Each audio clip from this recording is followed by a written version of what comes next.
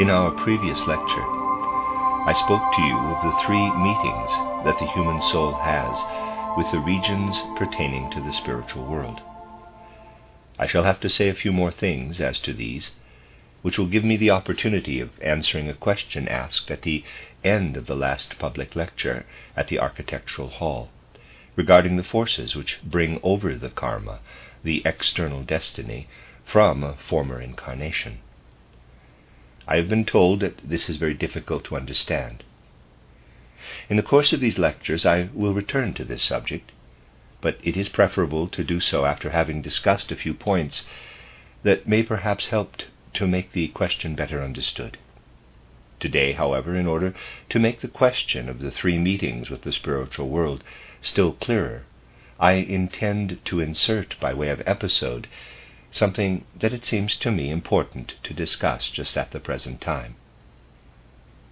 When we consider the ideas and concepts which have found their way into the souls of people of all grades of education as the result of the spiritual development of the last century, we observe how strongly its influence tended to cause people to consider the evolution of the world and man's place in it solely according to the standard of natural science and its ideas. There are, of course, plenty of people still living today who do not believe their attitude of mind and soul to have been formed by the concepts of natural science. These people do not, however, observe the deeper foundations upon which their minds were formed. They do not know that the ideas of natural science have just slipped in a one-sided way, not only determining their thoughts, but even in a certain way their feelings.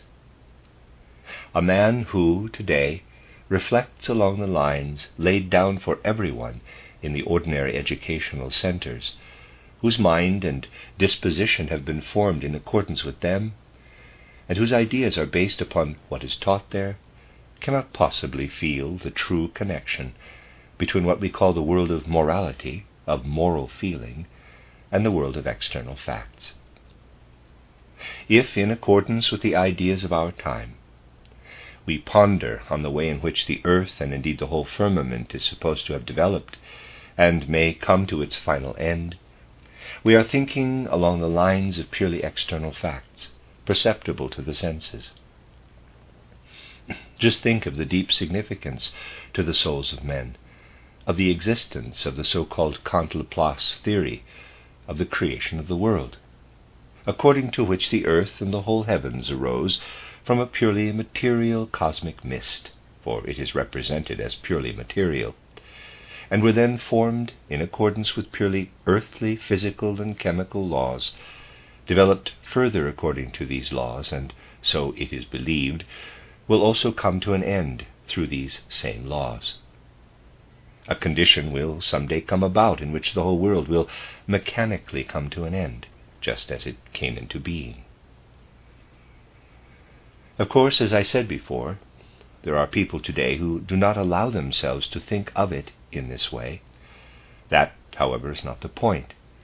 It is not the ideas that we form that signify, but the attitude of mind which gives rise to these ideas. The concept I have just alluded to is a purely materialistic one of those of which Hermann Grimm says that a piece of carrion round which circles a hungry dog is a more attractive sight than the construction of the world according to the Laplace theory. Yet it arose and developed, nay, more. To the great majority of men who study it, it even appears illuminating. Few there are who, like Hermann Grimm, asked how future generations will be able to account for the arising of this mad idea in our age. They will wonder that such a delusion could have ever seemed illuminating to so many. There are but a few people who have the soundness of mind to put the question thus, and those who do are simply considered more or less wrong-headed. But as I said, the point is not so much the ideas in themselves as the impulse and frame of mind that made them possible. These concepts came as the result of certain attitudes of mind. Yet though they came from learned men and were given out by them, most people still believe that the world did not originate in any such mechanical impulse, but that the divine impulses must have played a part in its creation. Still, it remains a fact that such concepts were possible. It was possible for the attitude of men's minds, their disposition of soul, to take on such a form that a purely mechanical idea of the origin of the world was conceived. That signifies that at the bottom of men's souls there is the tendency to form concepts of a materialistic nature.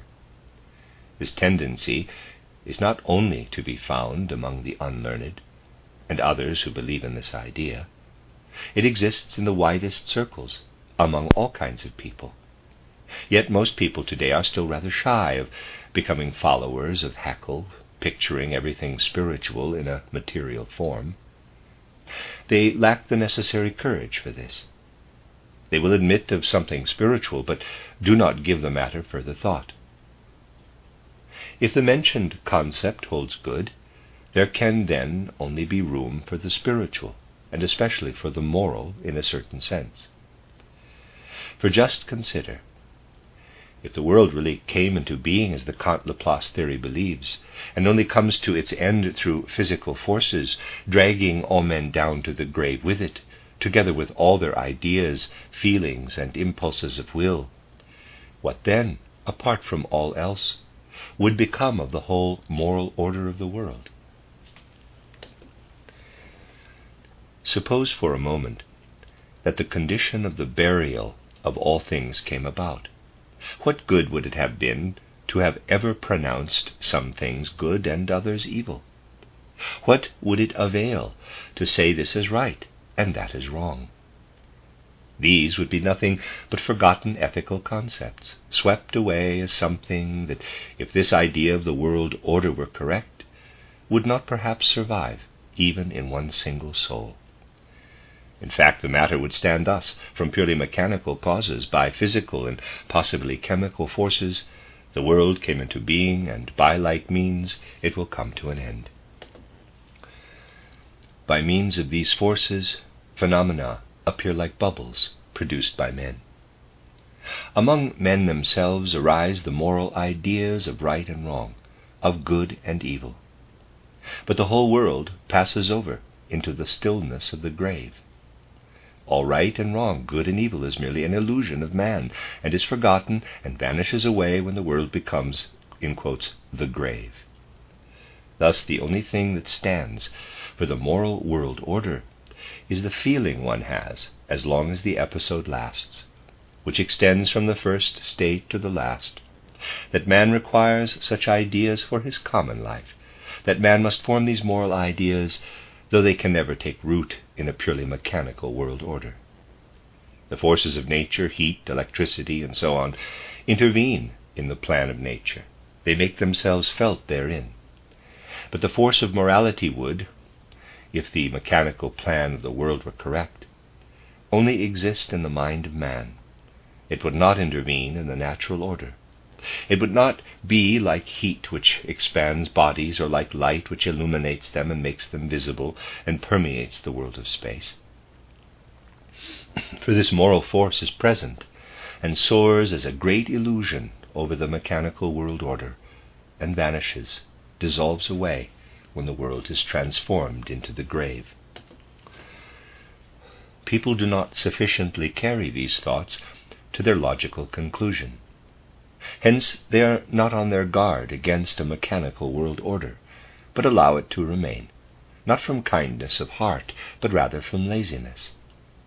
If they have a certain want in their hearts, they simply say, quote, "Science does not demand that we should think deeply about this mechanical world order. Faith demands something else of us. So we put our faith side by side with science, and just believe in something more than mechanical nature. We just believe what a certain inner demand of our hearts compels." Close quote. That is very convenient. There is thus no need to rebel against what Hermann Grimm, for instance, felt to be a mad idea of modern science. There need be no rebellion. But one who really wishes to think his thoughts out to their conclusion cannot justify this attitude. It may be asked, what is the reason that people today live thus blindly in an impossible position, in which it is impossible to think logically? Why do they accept such a position? The reason is, strange as this may sound, if one is not familiar with the thought and hears it for the first time, the reason is that people have more or less forgotten, in the course of the last century, how to think truly of the Christ mystery, which must take its place in the very center of the life of the age. They have forgotten how to think of it in its real true sense. The way in which man thinks of the Christ mystery in the newer age should be such that it raise into his whole thinking and feeling. The position which man has assumed to the Christ since the mystery of Golgotha represents the standard of his whole collective ideas and sentiments. Parenthesis, I may perhaps have more to say on this subject in the near future, close parenthesis.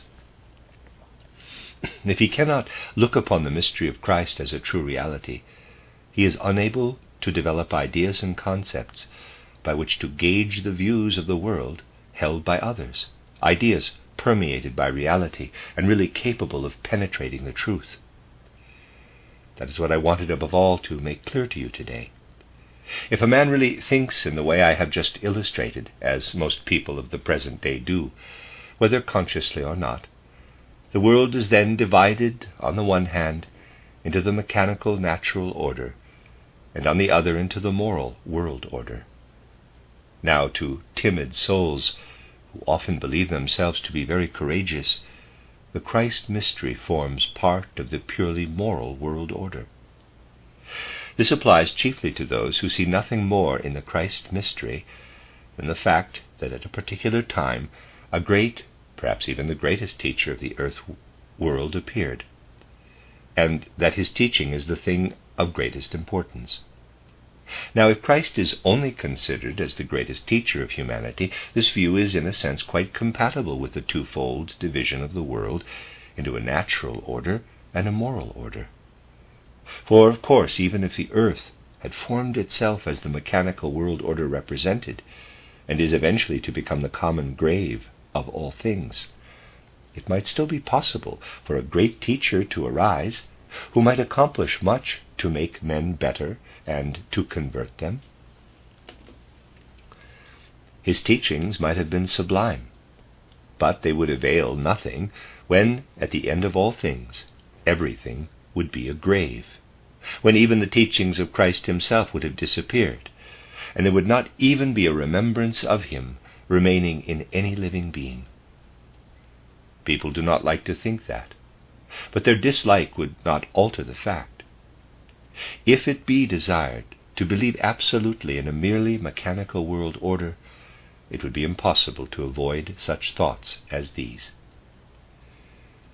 Everything depends upon the fact being realized that in the mystery of Golgotha something was accomplished which does not merely belong to the moral world order, but to the whole collective cosmic order, something which belongs not merely to the moral reality, which according to the mechanical world order must be non-existent, but to the whole intensive reality.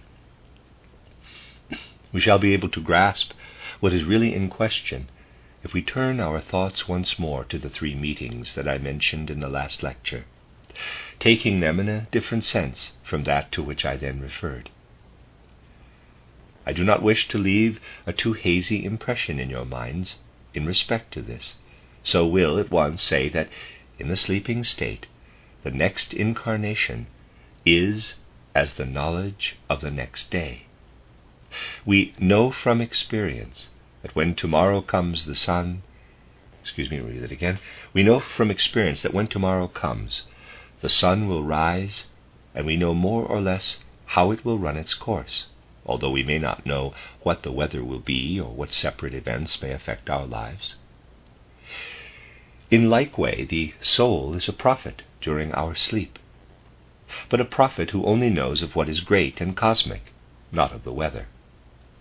If one were to suppose that the soul during sleep becomes aware of the details of the next incarnation, one would be falling into the same error as one who thought that because he knew that next Sunday the sun will surely rise and set, and knew certain universal facts as well, he could therefore predict the weather. This does not alter the fact that while we are asleep, we do have to concern ourselves with the future. The forces which are of like nature with our spirit self, and that work on the forming of our future, meet us during our time of sleep. I told you that every time a person sleeps, in the intermediate state between his going to sleep and waking, he meets beings belonging to the spiritual world, beings of a like nature of his spirit self, as we are accustomed to call it, beings of the same substance and kind. This means that when a man wakes from sleep, he has had a meeting with a spiritual being. And though he may be quite unconscious of having had this experience, yet he carries the after effects into his outer physical life. Now, what takes place in our soul during this daily meeting is in a certain way connected with the future of man. A man of today, unless he busies himself with spiritual science, knows very little as yet of what goes on in the depth of his soul during sleep. Dreams, which in ordinary life betray something of this, do indeed reveal something, but reveal it in such a way that the truth does not easily come to light. When a man wakes in a dream, or out of a dream, or remembers a dream, this is mostly connected with ideas he had already acquired in his life, with reminiscences. These are, however, only the garments of what really lives in the dream or during sleep. When our dreams clothe themselves in pictures taken from our daily life, these are but the garments, for in dreams is revealed what actually takes place in the soul during sleep. That is neither related to the past nor to the present. It is related to the future. In sleep are found the forces that any human being can be compared to the germinal forces that develop in the plant for the production of a new one. As the plant grows, it always develops the germinal forces for the new plant in the following year. These forces reach their height in forming the seed, in which they become visible. But as the plant grows, while it is growing, the germinal forces for the next plant are already there. In the same way, the germinal forces, whether for the next incarnation or even for the Jupiter period, are present in man, and he chiefly forms these during his sleeping state. The forces then formed, my dear friends, are not immediately related to individual experiences, but rather to the basic forces of the next incarnation. They relate to the forces of the next incarnation. In sleep, a man works upon his germs for his next incarnation into the future, so that while he is asleep, he already lives in the future. A further meeting, if I leave out the second, is the third meeting, of which I said in the last lecture that it only takes place once in the whole course of a man's life, in the middle of it. I said that when a man is in his 30s, he meets with what might be called the father principle, while he meets the spirit principle every night. This meeting with the father principle is of very great significance, for it must occur. You will remember I explained that even those who die before the age of 30 have this experience. Only if they live through the 30s it comes in the course of life, while when death is premature, it occurs sooner. You know that as the result of that meeting, man is enabled to impress the experiences of the present life so deeply into himself that they are able to work over into the next incarnation. Thus, that which is the meeting with the father principle is connected with the earth life of the next incarnation, whilst our meeting with the spirit principle is for the whole future. It radiates over the whole of our future life, as well as over the life experienced between death and a new birth. Now the laws with which this meeting, that we experience only once in a life, are interwoven, they do not pertain to the earth. They are laws that have remained in the earth evolution, just as they were at the time of the moon evolution. On the physical side, they are connected with our physical descent, and with everything which physical heredity signifies. This physical heredity is indeed only one side of the matter. There are spiritual laws behind, as I have already explained. So that everything that comes to pass regarding the meeting with the Father Principle points back to the past. It is the legacy of the past. It points back to the moon evolution, to earlier incarnations, while that which takes place during sleep points to the future. Just as what takes place during sleep forms the germ for the future, so that which comes about as a result of men being born as the descendants of their ancestors, carrying over from former incarnations what is necessary should be brought over, all that has remained over from the past.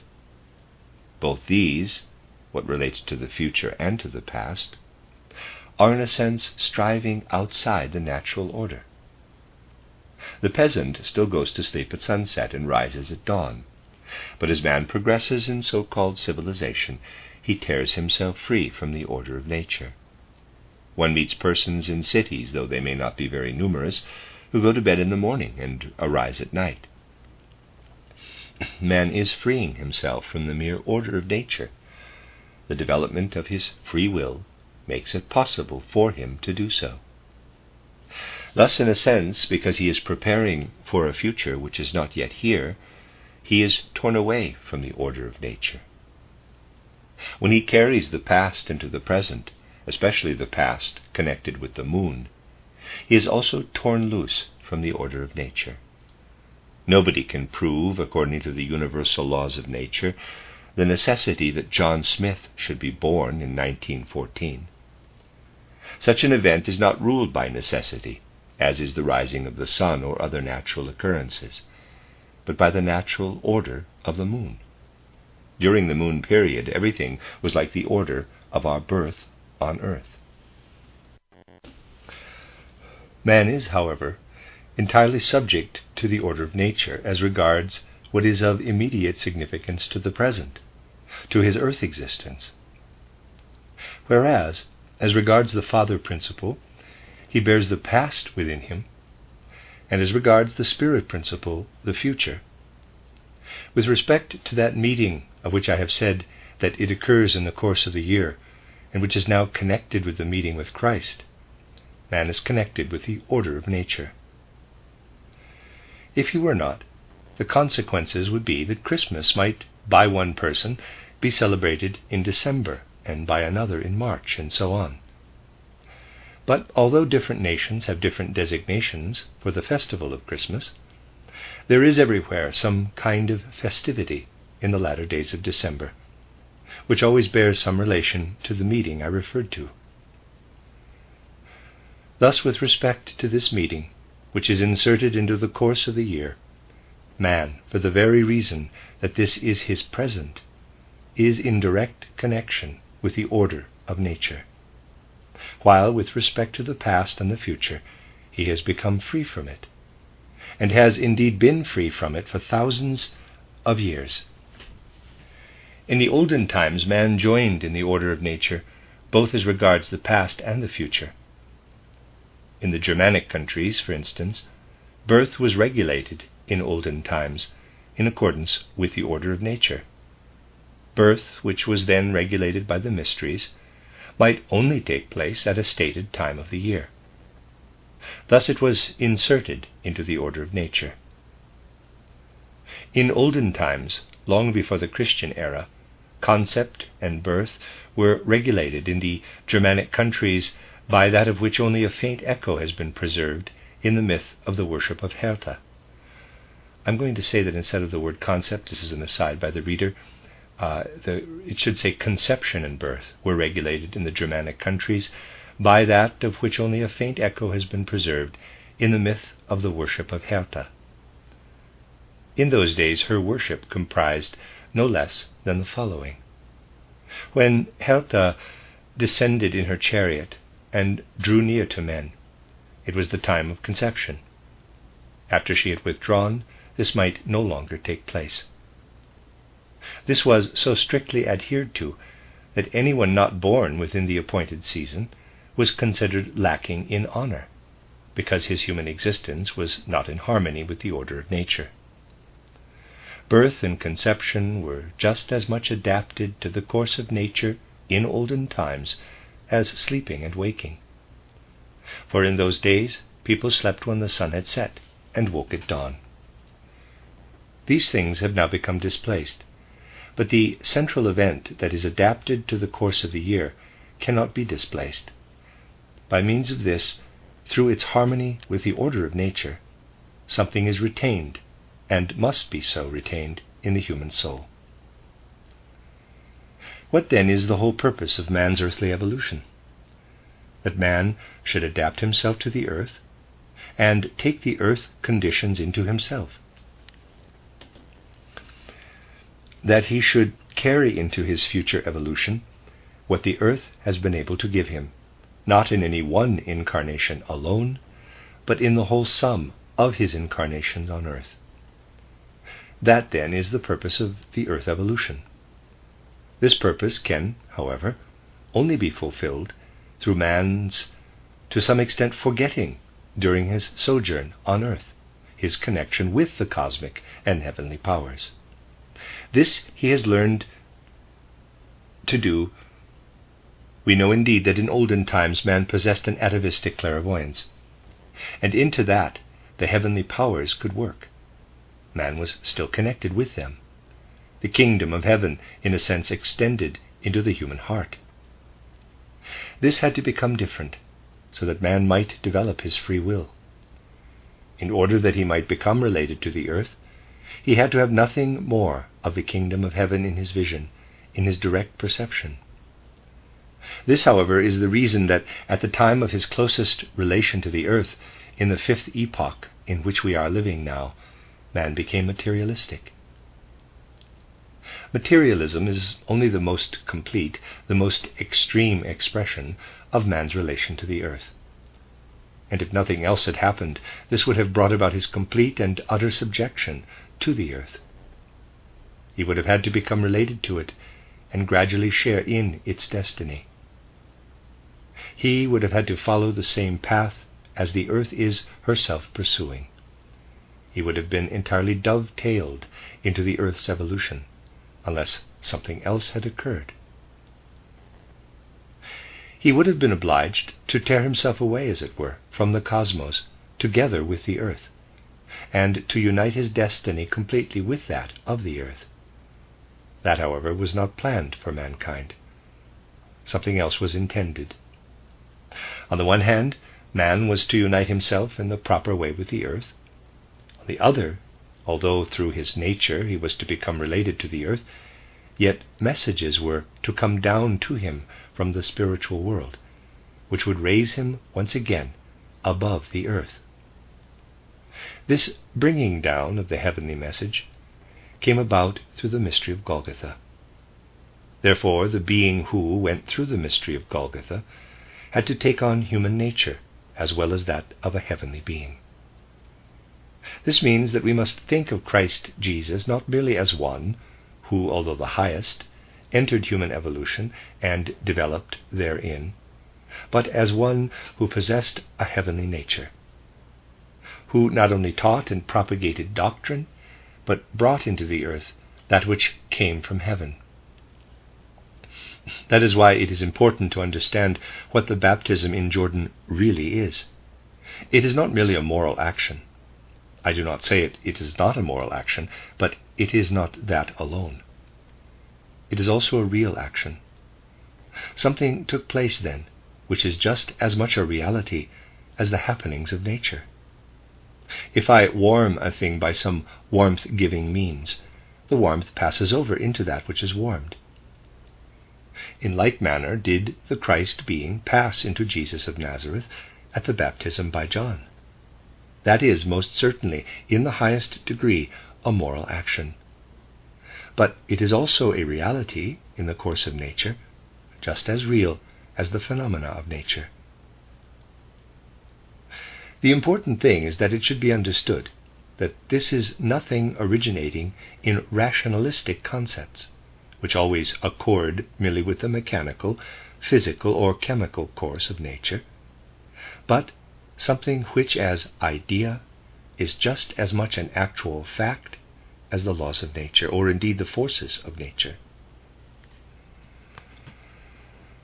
Once this has been grasped, other ideas will become more real than they are at present. We will not now enter into a discussion on alchemy, but remember that what the old alchemist had in view was that his concepts should not remain mere ideas, but that they should result in something. Whether he was justified or not is not the point for the moment. That may perhaps be the subject of another lecture. When he burned incense, while holding his concept in mind or giving voice to it, he tried to put sufficient force into it to compel the smoke of the incense to take on form. He sought for such ideas as have the power of affecting the external realities of nature, ideas that do not merely remain within the egoistic part of man, but can intervene in the realities of nature. Why did he do this? Because he still had the idea that something occurred at the mystery of Golgotha that intervened in the course of nature. That was just as real a fact to him as a fact of nature. You see, upon this rests a very significant difference, which began in the second half of the Middle Ages, toward our own Fifth Age, which followed the Greco-Latin epoch. At the time of the Crusades, in the 12th, 13th, 14th, and 15th, and indeed in the 16th century, there were some special natures, principally women, who devoted themselves so deeply to mysticism that the inner experience resulting from it was felt by them as a spiritual marriage, whether with Christ or another. Many ascetic nuns celebrated mystical marriages. I will not enter into the nature of these inner mystic unions today, but something took place in their inner being that could afterward only be expressed in words. In a sense, it was something that subsisted in the ideas, feelings, and also the words in which these were clothed. In contrast to this, Valentine Andrea, as the result of certain concepts and spiritual connections, wrote his chemical marriage of Christian Rosenkreuz. This chemical, or as we would say today, chemical marriage, is also a human experience. But when you go into the matter, you find that this does not only apply to a soul experience, but to something not merely expressed in words, but which grips the whole man.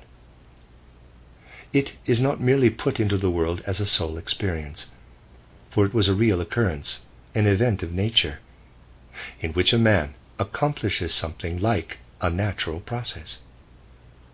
Valentine Andrea, in The Chemical Marriage of Christian Rosenkreuz title, meant to express something that was more permeated with reality than the merely mystical marriage of Mechthild of Magdeburg, who was a mystic. The mystical marriage of the nuns only accomplished something for the subjective nature of man. By the chemical marriage, a man gave himself to the world. Through this, something was accomplished for the whole world, just as something is accomplished for the whole world by the processes of nature. This is again to be taken in a truly Christian sense. Those who thought more real thoughts longed for concepts through which they could better lay hold of reality, even if only in the one-sided way of the old alchemists. Concepts through which they could better grasp reality, ideas, in fact, which were really connected with reality. The age of materialism has at present thrown a veil over such concepts, and those who, today, believe they think aright about reality are living in greater illusion than these despised men at the time of the old alchemists, who strove for concepts that should help them to master it. For what can men accomplish today with their concepts? In our age in particular, we have some experience of what they can attain through these empty illusions. The husks of ideas are idols worshipped today. They have nothing to do with reality. For reality is only reached by man plunging down into it, not by forming any sort of ideas at will. Yet the difference between unreal concepts and those which are permeated with reality can be perceived in the ordinary things of the day, but most people do not recognize this. They are so absolutely satisfied with the mere shadow of ideas, having no reality. Suppose, for instance, someone today gets up and makes a speech in which perhaps he may say that a new age must come, which is already manifesting, a completely new age, in which every man will be measured according to his own worth alone, when he will be valued according to what he can do. Anyone today would admit that such words are in complete understanding with the times. But, my dear friends, as long as ideas are nothing but husks, however beautiful they may be, they are not permeated with reality. For it is not the point that one who is convinced that his own nephew happens to be the best man for the job should admit the principle that every man should be put in the place to which his powers are best adapted. It is not the ideas and concepts one may have that signify. What is required is that with those ideas one should penetrate the reality and recognize it. It is very pleasant to have ideals and fine principles, and often still pleasanter to give expression to them. But what is needed is that we should really plunge down into reality, recognize it, and to penetrate it. We are plunging more and more deeply into that which has brought about these sad times, if we continue to carry on this worshipping of the idols of the husks and shadows of ideas. If we do not learn to see that it is not of the slightest value to have, quote, such beautiful ideas and concepts, close quote, and to talk about them, unless there is the will to get right down to the realities and recognize them. If we do that, we shall not only find the substance, but also the spirit therein. It is the worshipping of idols, of the mere shadows and husks of ideas, which lead us away from the spirit. It is the great misfortune of our age that people are intoxicated with fine words. It is unchristian too, for the true basic principle of Christianity is that the Christ did not pour his teaching into Jesus of Nazareth, but poured himself in, which means that he so united himself with earthly reality, was so drawn into the reality of the earth, that he thereby became the living message from the cosmos. The New Testament, my dear friends, if read aright, is the most wonderful means of education concerning reality. Only the New Testament must, little by little, be put into our own language. The present translations do not now completely give the original meaning. But when the old meaning is put into the direct language of our day, the Gospels will then be the very best means of bringing man, quote, that power of thinking that is permeated with reality, close quote. For nowhere can thought forms be found in them that could lead to the husks and shadows of ideas. We need but to grasp these things today in their deeper reality. It may sound almost trivial to speak of the intoxication of ideas, but this is so enormously prevalent today that the ideas and concepts themselves, however beautiful they may sound, are no longer the real point at issue. What is important is that the man who utters them should take his stand on reality. People find that difficult to understand today. Everything that comes out into the open is judged today by its content, and indeed by what is understood of that content. If this were not so, such documents, for instance, as the so-called peace program of President Wilson, which is entirely void of ideas, a husk, a mere conglomeration of the shadows of ideas, would never be taken as based on reality. Anyone having the power of discerning the reflections of ideas would know that this combination could at most only work by means of a certain absurdity, which might become a sort of reality. What is really needed is that people should try to find ideas and concepts really permeated with reality. This, however, presupposes in the seekers that they themselves should be profoundly imbued with reality, and be selfless enough to connect themselves with that which lives and moves in reality.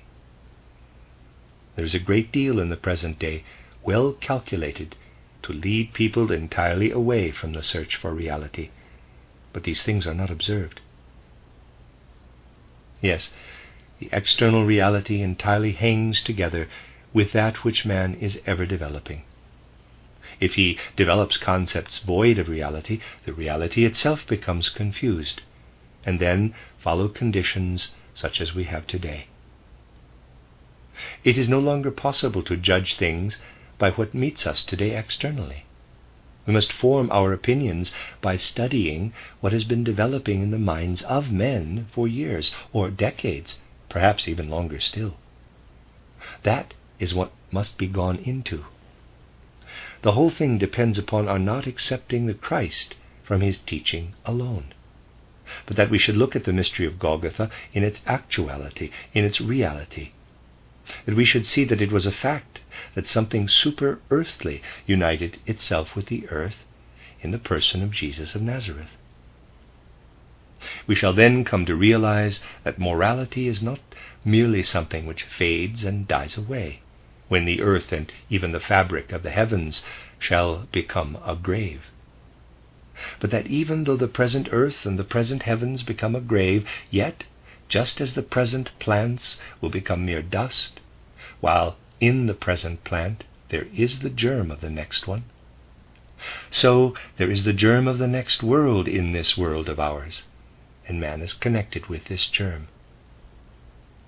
Only this germ requires the connection with Christ, that it may not fall into the grave with the earth, as a plant germ that has not been fructified falls into dust with the plant. The most real thought it is possible to hold is that the present moral order of the world is the germinal force for the future order of nature. Morality is no mere worked-out thought. If permeated with reality, it exists in the present as a germ for later external realities. But a concept of the world, such as that of Kant Laplace, of which Hermann Grimm says that a piece of carrion which attracts a hungry dog is a more appetizing aspect, does not belong to that order of thought. The mechanical plan of the world can never penetrate to the thought that morality contains within it a force that is the germ of the natural, of the nature of the future. Why can it not do this? Because it must live in illusion. For just imagine, my dear friends, if the mystery of Golgotha had not taken place, all would have been as in the Kant Laplace theory. If you think away the mystery of Golgotha from the earth, that theory would be correct.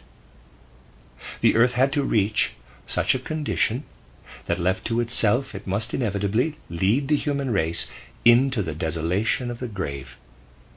Things had to take place as they have, that man might attain freedom through his relation to the earth. He will not sink into the grave, because at the critical moment the earth was fructified by Christ, because Christ descended, and because in Christ lies the opposing force to that which leads to the grave, namely the germinal force whereby man can be born up once more into the spiritual world. That means that when the earth becomes a grave, when it fulfills its destiny, according to the Kant Laplace theory, the germ that is concealed within it must not be allowed to fall into decay, but must be carried on into the future. so that the Christian moral plan of the world presupposes what Goethe calls, quote, the higher nature in nature. Close quote.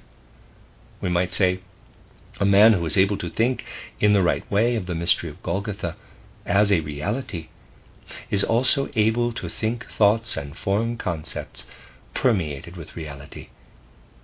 This is necessary. This is what people must learn before all else. In this fifth post-Atlantean age, they have either desired to form concepts that intoxicate them, or such as create blindness in them. The concepts which intoxicate are chiefly formed in the realms of religion, those which cause blindness chiefly in the domain of natural science. A concept like that of Kant, which, while admitting the purely natural ordering, placing the two worlds of knowledge and faith side by side, has yet only the moral in view, must result in intoxication. Concepts based on moral grounds are able to intoxicate, and the intoxication prevents one from seeing that one thus simply succumbs to the stillness of the grave, into which all the moral plans of the world have fallen and perished.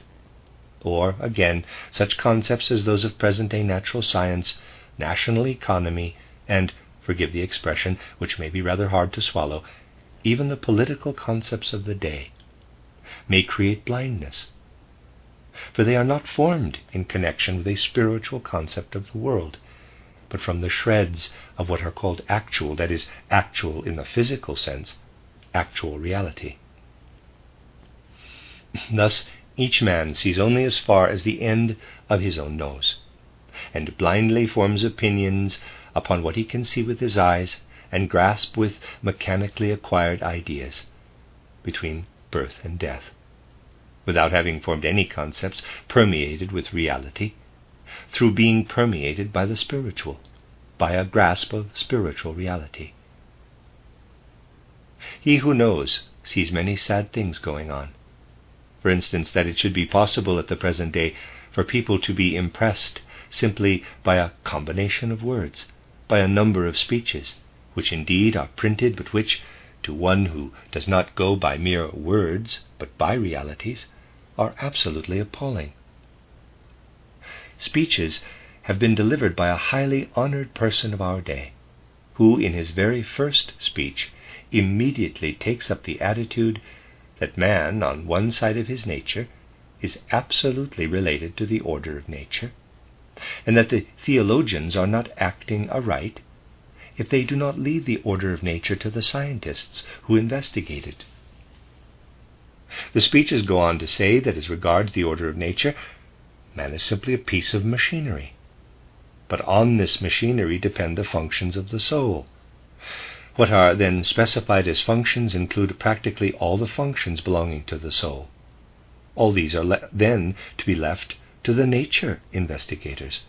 Nothing is left to comfort theology, but the thought that all this has now been given over to natural science, and all we have to do is to make speeches, to talk. After that, of course, one can only live on husks of words. Furthermore, the speeches are so composed that they lack continuity. I shall come back to this subject in the coming lectures and go into it more fully. If you look closely into the thought that is supposed to be connected with the one immediately preceding it, you will find that it cannot possibly be thought of as connected. The whole thing sounds very well, however. In the preface to certain lectures, quote, on the molding of life, close quote, it is stated that they have been lately attended by thousands of people, and that certainly many thousands more feel the need to comfort their souls at this serious time by perusing them. These lectures were given by the celebrated theologian Hunsinger, and I believe are in the Quellemeyer Library under the name of Knowledge and Education. They are among the most dangerous literature of the day, because, although they sound enchanting, one's thought life becomes simply confused, for the thoughts are disconnected, and if one strips off the fascinating words, are nothing but nonsense. Yet these lectures were very much praised, and no one noticed the confused thoughts in them, or stopped to test them. Everyone was charmed by the shadow words.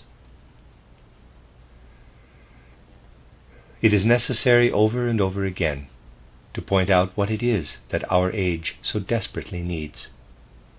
For even history itself in our age is often no more than the mere shadow of ideas. How frequently what Fichte said to the German people is proclaimed abroad today. What he really said, however, can only be understood if one studies his whole life, that life so profoundly rooted in reality. That is why I tried in my book titled The Riddle of Man to represent the personality of Fichte, as he afterward became, showing how closely from his childhood up he was connected with reality. I should indeed be glad if such words as these, as to the need for our thoughts and concepts to be permeated with reality, were not merely listened to superficially, but profoundly grasped, taken in, and really absorbed. Then only will a free and open vision, a psychic vision, be acquired for what our age so badly needs. Every one of us should have this open soul vision.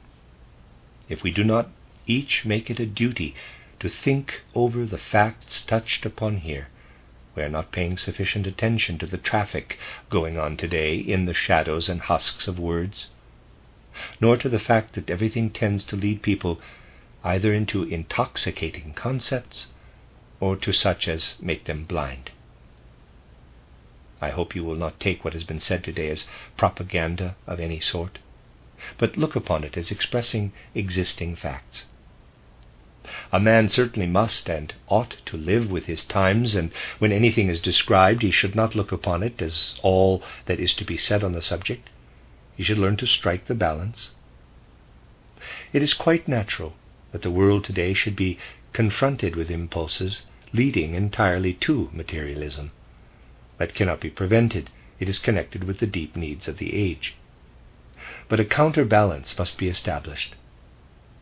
One very prominent means of driving man into materialism is the cinematograph. It has not been observed from this standpoint, but there is no better school for materialism than the cinema. For what one sees there is not reality as men see it.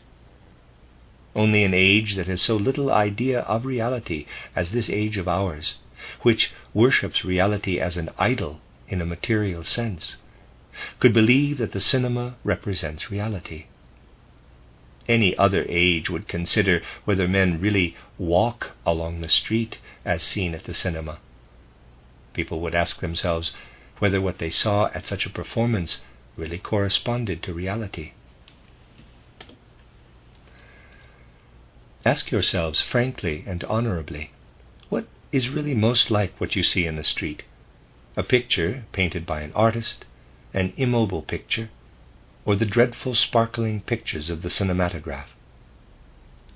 If you put the question to yourselves quite honorably, you will admit that what the artist reproduces in a state of rest is much more like what you see. Hence, while people are sitting at the cinema, what they see there does not make its way into the ordinary faculty of perception. It enters a deeper, more material stratum than we usually employ for our perception. A man becomes etherically goggle-eyed at the cinema. He develops eyes like those of a seal, only much larger, larger etherically. This works in a materializing way, not only upon what he has in his consciousness, but upon his deepest subconsciousness. Do not think I am abusing the cinematograph. I should like to say once more that it is quite natural it should exist, and it will attain far greater perfection as time goes on. That will be the road leading to materialism.